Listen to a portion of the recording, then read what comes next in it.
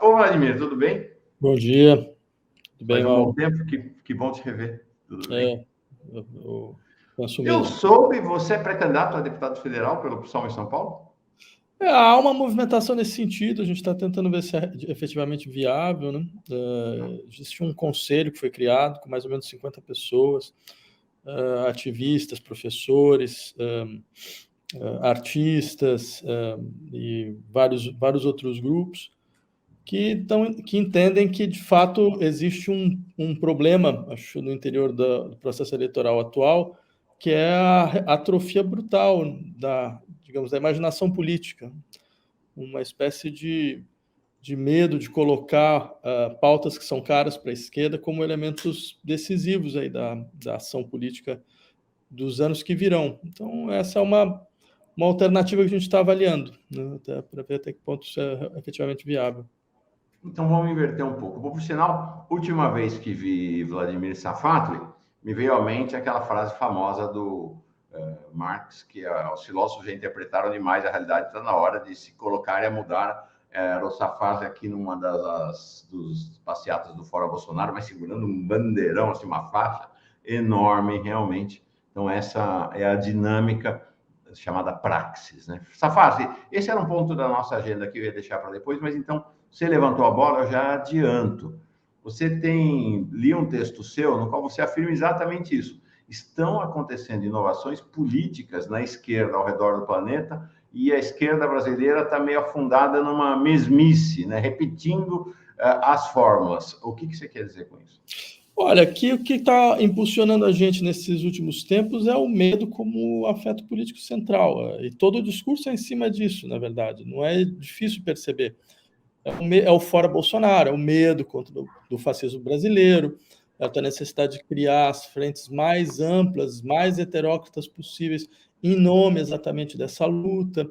Certo? Eu insistiria, sem desqualificar esse elemento que é efetivo, quer dizer, existe um esforço necessário de todos os setores da sociedade brasileira para terminar com esse governo o mais rápido possível. Eu nunca tergiversei esse respeito, nunca coloquei nenhum tipo de questão contra isso, mas eu queria só lembrar que isso não é suficiente, né?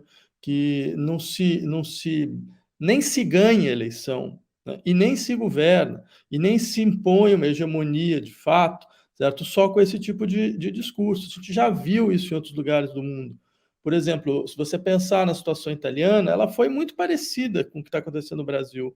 Durante uma década e meia, era sempre isso: todo mundo contra o Berlusconi, todos contra o Berlusconi. Certo? O que acontecia? O Berlusconi saía, só que era impossível governar, porque você tinha uma frente completamente heteróclita, ou governar significava efetivamente que a esquerda abrisse mão de todas as suas pautas, absolutamente quase todas, para que isso pudesse ser viabilizado. Claro, o processo era frágil, no final das contas, o Berlusconi voltava, isso quando depois disso, na verdade, não foi nem mais o Berlusconi que voltou, foram figuras ainda mais à direita, ainda mais fascistas do que ele, né? Então eu temo muito, e não só eu, acho que todos os membros desse conselho, todo mundo que está envolvido dentro desse processo, teme muito que isso aconteça no Brasil. E no momento onde, se você prestar atenção no que está acontecendo no resto do mundo, não é verdade que a gente está num processo de retração brutal. Certo? Você vê vários setores de populações lutando por inovações institucionais, certo? Por processos absolutamente renovadores e que não estão presentes no Brasil, nem como horizonte, você percebe? Mas se você não coloca isso como horizonte, você nunca vai alcançar. Se você não insiste no que parece agora difícil de alcançar, isso vai continuar difícil pelos próximos 30 anos. Esse é o problema. Você pode dar um ou dois exemplos do que você considera serem inovações que a esquerda está realizando ao redor do planeta? Bom, por exemplo, o Chile está exatamente nesse momento discutindo no seu processo constitucional a instauração de um Estado paritário. Paritário, ou seja, todas as instâncias de poder, todas as instâncias de decisão, elas são organizadas de forma paritária, né? Judiciário, Congresso, tribunais, Suprema Corte, tudo isso, né? Eles estão discutindo junto com o que No já caso, foi paridade de gênero, é isso? paridade de gênero, Tá. exatamente. Uma paridade radical de gênero, né? O que significa isso sim me parece uma mudança efetiva no que diz respeito digamos assim, a como barrar a dinâmica patriarcal de opressão de gênero que nos constitui, né? Nessa mesma Constituinte, você está discutindo, tal como aconteceu na Bolívia, a ideia de um Estado plurinacional, ou seja, a ideia de que os povos originários têm prerrogativas em relação ao Estado nacional, porque eles são anteriores à Constituição do Estado. Então, você modifica a noção mesma de nação e de unidade de uma maneira brutal e radical, certo? Dando possibilidade de novas formas de, esses povos recuperarem modos de produção, modos de estrutura jurídica, determinação legal, certo? Criando uma outra ideia do que é o Estado. Berlim, a cidade de Berlim, se eu pegar um caso, está discutindo tabelamento radical de aluguéis e limitação brutal da possibilidade de posse de imóveis. Ou seja, você tem empresas que têm 300 imóveis, uma coisa normal nas cidades brasileiras. A gente sabe o que é isso. Significa especulação e preços absurdos, né?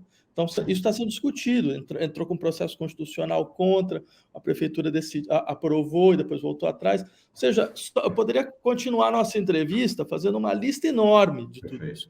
É simplesmente para mostrar como nós estamos sendo submetidos a um terrorismo em relação à nossa capacidade de imaginação política. Isso não pode acontecer em hipótese alguma. Interessante, ontem a Fernanda Caingangue esteve aqui, né? Ela é a primeira mestre em direito indígena do país, e ela chamando a atenção, são 305 povos indígenas, que são, na verdade, uma maioria histórica, apesar de serem apenas 800 mil, porque quando os portugueses invadiram, tinha 5 milhões. Se não houvesse o genocídio, eles seriam 100, 150. Imagino que seria 5 milhões de pessoas, né, crescendo demograficamente de maneira saudável, né? Então, essa questão do Estado plurinacional é algo que não entrou na agenda brasileira, né? Está longe da agenda brasileira. Isso é uma coisa absolutamente inacreditável, você tem toda a razão. Como isto não entrou em nenhum setor, nem nos setores da esquerda. E a gente não pode deixar isso acontecer, porque é fato, o Estado brasileiro, ele nasce de uma violência brutal, nasce de um genocídio. Quer dizer, esse número que você levantou, 5 milhões da população indígena do Brasil, bem, a controvérsia pode ser entre 5 e 8, né? Ou seja, mas de qualquer maneira, imagina, você passa de 8 milhões a 800 mil, qual outro nome que você dá para isso, a não ser genocídio, né? Então, reconhecer isso historicamente, né? Reconhecer isso digamos assim, no processo da memória coletiva, e fazer disso uma força de transformação da estrutura institucional brasileira é uma obrigação de todos nós. Vladimir, acho que você traz uma questão interessante quando fala da necessidade da inovação e da imaginação tomar a frente na mobilização da esquerda, porque a derrota de Bolsonaro, em boa medida alicerçada nessa agitação do medo, né, nesse afeto do medo, como você diz, ele se esgota. Porque a derrota eleitoral de Bolsonaro não significará o fim do bolsonarismo. O bolsonarismo vai continuar. Então, agitar a bandeira do medo é uma bandeira que vai se estiolar, é uma bandeira que vai... As pessoas daqui a pouco vão dizer, mas o que eu faço com esse medo? Agora que, não, né, que o Bolsonaro foi derrotado, eu quero a solução, né? Acho que essa é a questão fundamental. O governo Lula não pode ser um governo que vai ficar agitando a bandeira do medo, uma vez derrotado o Bolsonaro. Mas os bolsonaristas vão estar ali, né? O tempo inteiro. Sim, não, você tem toda a razão, Mauro. Acho que essa questão é a questão central, certo? O Bolsonaro, ele pode perder, mas ele não vai ser derrotado. Esse é o problema, né? Isso está muito claro. Quer dizer, ele chega agora sem campanha com 30%, não só de intenção de voto, mas 30% de fiéis, 30% de pessoas estão absolutamente ideologicamente comprometidos com ele, né? E isso depois de uma pandemia que teve 700 mil mortes por negligência absoluta do Estado, 700 mil na conta que a gente tem, porque a gente sabe que o número é maior, né? Então, isso mostra alguma coisa muito importante. Mostra que isso veio para ficar. Isso não vai desaparecer, né? Porque vai ter campanha, e normalmente em campanha o governo aumenta, não vai ficar só nos 30%. Certo? Então, ou seja, a gente vai ter um bloco importante no Congresso, certo? Que é um bloco de ruptura revolucionária conservadora, né? Porque eu acho que as coisas têm que ser nomeadas como elas são. Bolsonaro, ele prometeu e está tentando realizar uma revolução conservadora no Brasil. E a gente precisa de uma outra forma de insurreição, uma outra forma de ruptura institucional, certo? Ao invés de ficar fazendo esse papel completamente esquizofrênico, fazer a esquerda brasileira agora ser o fiador, certo? Das instituições brasileiras, ou seja, das instituições que funcionam mal. Um exemplo só. Então, o Bolsonaro foi e peitou o Supremo Tribunal Federal com a história lá do deputado. Né? O que a gente faz? A gente vai em defesa do Supremo Tribunal Federal, mas me desculpa, a gente sabe que o Supremo Tribunal Federal é um espaço de interesse oligárquico do Brasil, certo? Quer dizer, e o Bolsonaro joga com isso, ele joga a gente nas cordas, tá entendendo? Ele vira e fala, tá vendo? No fundo, eles defendem a velha política, no fundo, eles defendem esses oligarcas de sempre. Eu que sou a força popular de transformação. Ele pode ter todos os defeitos do mundo. O único que ele não tem é ser burro. E a gente devia parar de imaginar que ele é. Eu ia ponderar isso com você. O Bolsonaro realiza, nos nossos olhos, uma operação política sofisticada. Ele está há 4 anos no poder e a bandeira do antissistema continua na mão dele. Incrível isso. Incrível, né? Não, ele operou um governo contra o Estado. Uhum. Ele organiza um governo que a todo momento diz, olha, eu estou amarrado, eu não tenho como agir, porque o Estado, a estrutura do Estado me impede, porque a imprensa me impede, porque o Congresso me impede, todo mundo me impede, então eu preciso de cada vez mais poder, mesmo que eu não entregue nada. Na verdade, exatamente porque eu não estou entregando nada. Entendeu? Ele vai falar, eu não consigo entregar porque o poder contra mim é muito grande, eu preciso de mais. Esse é o filósofo Vladimir Safato, um importante protagonista do pensamento brasileiro e agora da política brasileira, talvez pré-candidato a deputado federal pelo PSOL. E tem uma questão interessante, porque o Bolsonaro, ao fazer o ataque ao Estado, empurra a esquerda para fazer a defesa do Estado, mas a esquerda não se basta a fazer a defesa do Estado. Ela parte, como você falou, para fazer a defesa das instituições tal como elas existem. Então, o STF, que foi um vetor do golpe, um vetor da prisão de Lula, agora a gente fica lá todo mundo acariciando o STF. Sim. Não, eu diria, desculpa, o Supremo Tribunal Federal, que é um poder monárquico na República. Então, a estrutura monárquica de poder. Ele é um poder que devia estar sendo repensado na sua estrutura mais profunda. Tem países que chegaram a implementar o fato de que a população vota para ministro do Supremo Tribunal Federal. Né? O que eu tenho amigos, advogados, juristas, que acham isso um pouco um escândalo, certo? Como se, afinal de contas, a população não fosse capaz de tomar decisões a respeito de estruturas fundamentais e garantia das leis que elas mesmas criaram.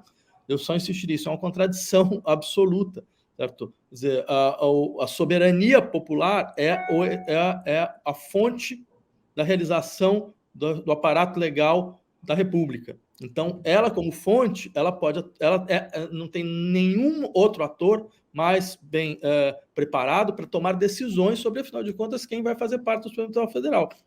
Só estou insistindo nesse ponto, que você colocou muito bem. A esquerda hoje não está só defendendo as instituições, está defendendo as instituições tais como elas são hoje, sendo que a nossa função é outra. É falar, não, de fato, o país é ingovernável. É ingovernável. Para quem quer fazer uma transformação estrutural das condições sociais do país, isso é absolutamente... Ele foi feito para que isso não pudesse ser realizado. Então, é necessário, efetivamente, uma refundação institucional do Brasil. E a esquerda não tem um projeto nesse sentido. Né? Então, esse é um problema. A gente precisa ter. Mesmo por mais difícil que seja implementá-lo em 1, 2, 3 anos, isso não faz a menor diferença. Porque enquanto você não coloca, não insiste, certo? Então, não vai ser só 1, 2, 3 anos, vai ser 30, 40, 50. Você precisa fazer esse trabalho, porque paulatinamente você vai abrindo outras esferas de debate e você vai fazendo as pessoas se mobilizar nessa direção.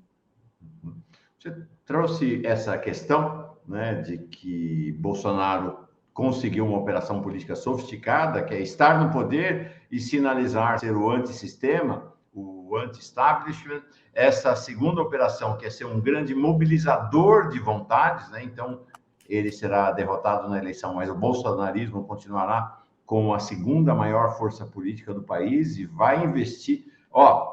Escreve, gente. Nós não vimos nada do que é ser oposição ao governo do PT. O que nós vamos ver agora, depois da eleição de Lula, vai deixar saudades daquela oposição lá do PSDB, daquela oposição da direita tradicional. Esse governo Lula vai ser um governo sob cerco dessa extrema-direita mobilizada, com mobilização nas ruas, Inclusive porque há uma característica diferente, inédita na história brasileira, né? Você tem uma extrema-direita que compete com a esquerda nas ruas. As ruas sempre foram da esquerda no Brasil, exceto lá, na época por curto período, né? Na época do integralismo, as esquerdas sempre dominaram as ruas brasileiras. Não dominam mais, né, Vladimir? Disputam a rua, né?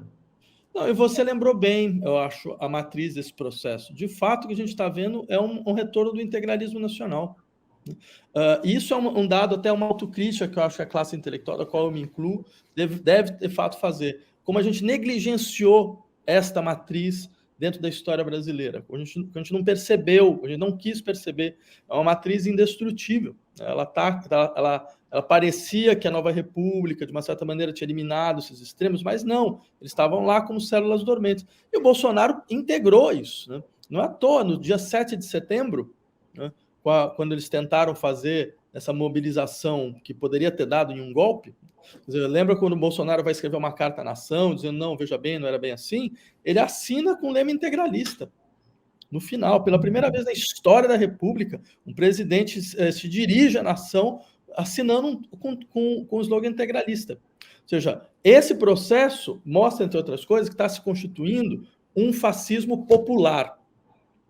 A gente conhece a direita oligárquica, a direita clássica que a gente sempre lutou, está lá o PSDB, certo? O Temer, tudo isso é a direita oligárquica clássica, né?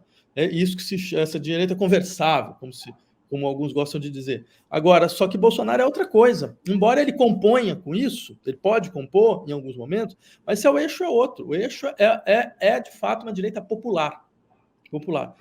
E por isso, essa direita que não tem medo de ir para a rua, não tem medo de fazer mobilização, não tem medo de... Quando a gente fala vamos mudar a Constituição, eles falam vamos sim, mas vamos mudar para uma coisa ainda pior, né? Então, ou seja, eles integram todas as dinâmicas de ruptura que normalmente eram da esquerda, no momento em que a esquerda vai abrindo mão de todas. Então, o que acontece? O desejo anti-institucional, em um país que tem esse desejo muito forte, porque as instituições não realizaram o que elas prometeram, a democracia brasileira não existiu até agora. Não existe democracia num país onde o direito de integridade pessoal vale só num círculo muito pequeno das grandes cidades, lá onde vive a classe média. Você vai para a periferia, não tem isso. A polícia entra na tua casa sem mandado, ela desaparece com corpos e nada acontece. Então não tem democracia no Brasil, nunca teve. Então não dá para você defender o que não tem, né? Então, ou seja, num país onde a realidade foi essa, a dinâmica anti-institucional não pode ficar só todo com a direita. É o que está acontecendo. Entendeu? Não pode. É um suicídio se a gente fizer uma coisa dessa. Então, ela precisa ter um contraponto à esquerda, inclusive para que você tenha uma força na esquerda que puxe o resto da esquerda, tire ele do centro e jogue ele de volta para a esquerda. Porque se não tiver isso, a tendência é que você vai sendo empurrado para o outro lado. É uma lei política da física, digamos assim, entendeu? Se você não tem extremos fortes, os extremos fortes atraem, né? Eles vão atraindo, modificando o que é o tabuleiro. Se tem um ponto que você não tem um extremo forte, então o que acontece? O tabuleiro vai todo para um lado. Perfeito, nossa. Uma gravíssima advertência a toda a esquerda e ao cenário que se coloca diante de nós. Eu quero trazer mais um ingrediente. Então, além desse ingrediente institucional, né, além desse ingrediente da mesmice, vamos dizer assim, tem um outro ingrediente que eu li num texto seu, achei muito interessante, que é a ilusão da esquerda em relação à superioridade moral, né? Então, é curioso, porque o Bolsonaro fala que a eleição é uma eleição da luz contra as trevas, o bem contra o mal. E a esquerda incorpora esse discurso. O discurso da esquerda é mais ou menos o mesmo. E onde é que está essa superioridade moral? Posso dar um exemplo para você, Mauro, que para mim me chamou muita atenção. Há 15 anos atrás, mais ou menos, eu lembro, estava num jantar e alguém faz uma piada medonha, infame, que era mais ou menos a seguinte: falaram, ontem teve um atentado contra o Lula era presidente. Aí eu, sei lá, porque nunca se sabe o que pode acontecer no Brasil. Aí eu falei, não, como assim? O que aconteceu? Eu não estou sabendo de nada. Ela falou, jogaram um dicionário no carro dele, né? Eu olhei e falei, pelo amor de Deus, o que eu estou fazendo nesse jantar? Eu devia ter voltado para casa, né?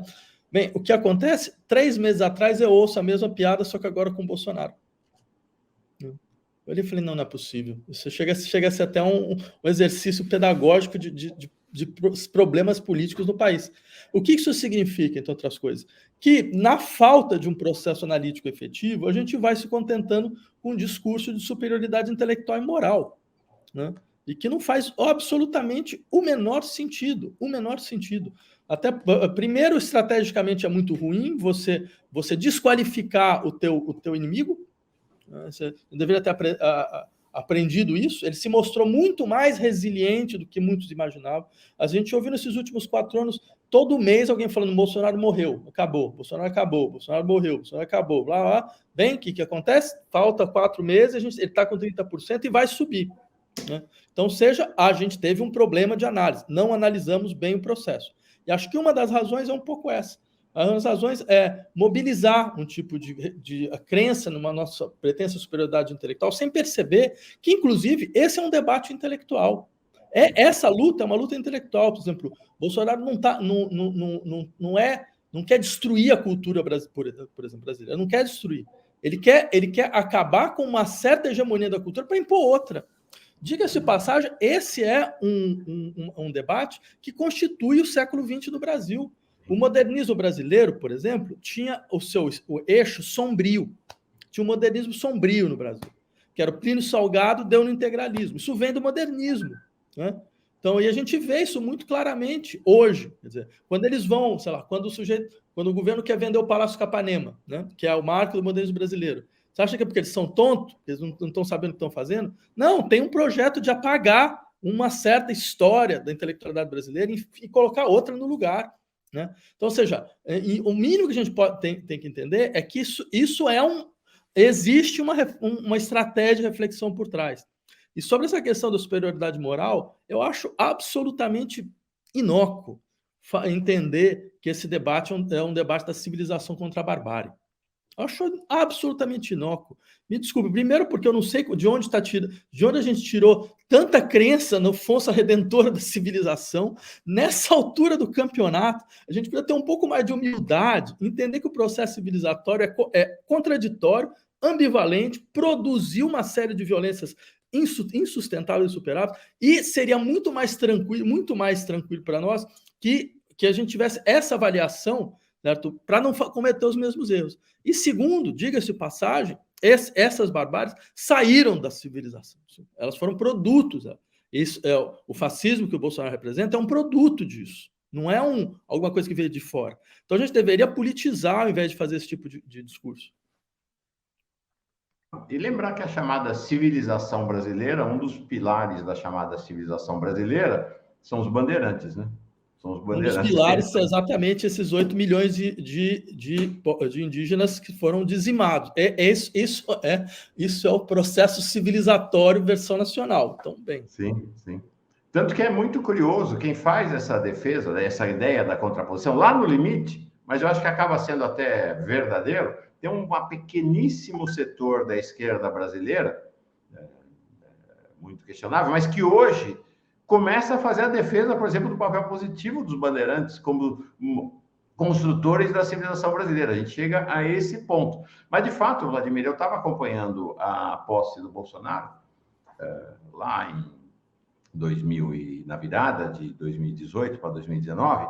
A declaração mais relevante do Bolsonaro na véspera da posse foi contra o sistema educacional e o sistema cultural brasileiro. E a gente leu, você está trazendo uma questão interessante, ele não estava fazendo aquilo para destruir a cultura e a educação, ele estava fazendo aquilo para substituir o atual sistema educacional e cultural por outro. E ontem foi muito interessante, o deputado Paulo Pimenta chamou a atenção aqui para dizer o seguinte: está acontecendo um processo silencioso em que as escolas militares que o Bolsonaro instituiu, elas conseguiram e estão fazendo com que os seus alunos, que são alunos de classe média, escolas, entrem no sistema de cotas nas universidades federais. Então, você imagina o que vai acontecer. Quer dizer, a guerra, né? De fato, nós estamos imersos em uma guerra cultural. E tem uma parte da esquerda que acha que a solução para isso é enfiar a cabeça na terra e não fazer a disputa da guerra cultural, né? Sim, eu acho que você tem toda a razão. E esse ponto eu acho um ponto bastante preocupante. Eu acho que numa situação como essa, o que a esquerda tem que fazer é ela ter clareza de proposição. para a sociedade brasileira, né? Ou seja, no sentido de que, por exemplo, você não pode, desculpa, eu, contrariamente a outras pessoas, quer dizer, eu voto no Lula no primeiro turno, né? Não, sem nenhum entusiasmo, não me peço entusiasmo nenhum, porque, de fato, a minha questão é outra, é como é que a gente chegou nesse ponto onde não tem mais nenhuma alternativa. A gente teve 4 anos para conseguir criar uma alternativa e não conseguiu. Agora, é absoluta, eu digo até do ponto de vista eleitoral, só para não entrar em outras questões. É absolutamente suicida você, por exemplo, dar uma entrevista, perguntam para você, como aconteceu na Times, bem, qual é o seu programa econômico? Não, eu vou ver isso depois de ganhar a eleição. Eu não consigo imaginar nenhuma situação da história do Brasil onde uma coisa dessa aconteceu. Ou seja, isso demonstra o quê? Demonstra que você entra dentro de um processo onde você está totalmente retraído. Você não tem nenhuma coisa assim, olha, estamos vendo a miséria, estamos vendo a pobreza, a gente sabe que a gente ficou no governo durante 13 anos, tem várias coisas que não deram certo, porque se tivesse dado tudo, a gente não estava aqui agora, entendeu? Tinha contradições imanentes dentro do processo, certas contradições mereceriam ser analisadas, e agora o que a gente tem a propor é isso, isso e isso, né? Ao invés de ficar falando colocações genéricas a todo momento, tratando a população brasileira como um bando de idiota, porque isso não tem a menor condição, certo? Quer dizer, a gente tem problemas estruturais que pedem propostas estruturais. Por mais que elas sejam difíceis de serem implementadas, elas precisam estar na mesa da discussão. Porque se elas não estão na mesa da discussão, você não tem nem como mobilizar as pessoas. Eu posso dar milhões de exemplos, só para não parecer muito abstrato. O Brasil é um país onde, até hoje, você tem jornada de trabalho de 44 horas semanais, certo? Enquanto tem país que conseguiu impor 35 horas sem redução de salário, certo? Isso, inclusive, essa seria uma proposta interessante para conseguir criar empregos no Brasil, entendeu? Se eu falar, não, mas o Estado vai obrigar, vai dar condições, mas vai também obrigar as empresas a passar um regime de 35 horas sem reduzir os salários. Então, eles vão ter que contratar mais pessoas, se eles quiserem continuar no mesmo lugar, certo? Então, ou seja, a gente deveria estar discutindo esse tipo de coisa. E a gente não discute. A gente fica gritando fora Bolsonaro, só isso. E pior ainda, né? A esquerda, de um jeito ou de outro, rendida diante do discurso neoliberal de que isso pode quebrar as empresas. Não dá para fazer porque isso pode quebrar as empresas do Brasil, quando toda a experiência histórica indica o contrário, né? Quando você buscou formalizar a relação pela carteira de trabalho, pela CLT, foi um período de maior florescimento da economia brasileira.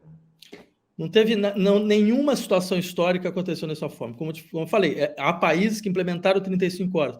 Não se quebrar, as empresas não foram quebradas, certo? A economia não entrou em colapso, não teve nada parecido. Há países que têm imposto sobre grandes fortunas e utilizam esse imposto sobre grande fortuna para financiar sistema educacional. Isso, as grandes fortunas não fugiram do país, não aconteceu porque você tem como fazer acordos entre países para repatriar dinheiro, você manda para a Suíça, mas você tem como fazer um acordo com a Suíça, obrigando a ele a depositar uma parte do dinheiro aqui. Então, ou seja, quando você quer, você resolve. Essa é que é a questão, entendeu?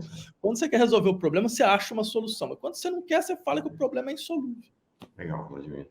Aqui está o Leonel Luz dizendo: Vladimir, seja candidato com essa pauta da jornada, seria ótimo para o debate, essa e muitas outras. Esse é Vladimir Safatli, uma das referências no pensamento filosófico, político e sociológico brasileiro. Se a agenda dele permitir, o nosso combinado, ele vem aqui quinzenalmente para manter essa conversa. Adorei a conversa, Vladimir, obrigado mesmo por ter conseguido vir. Estava viajando, aí era para ter começado até antes aqui no Fórum Café, mas estava aí nas suas viagens. Tem muito assunto para a gente tratar com o Vladimir e, como dá para ver, um pensamento diferenciado em relação ao mais do mesmo da esquerda brasileira, ou de parte da esquerda brasileira. Obrigado, Vladimir. Bom dia. Eu que agradeço, Mauro, agradeço a oportunidade, estou à sua disposição. Legal.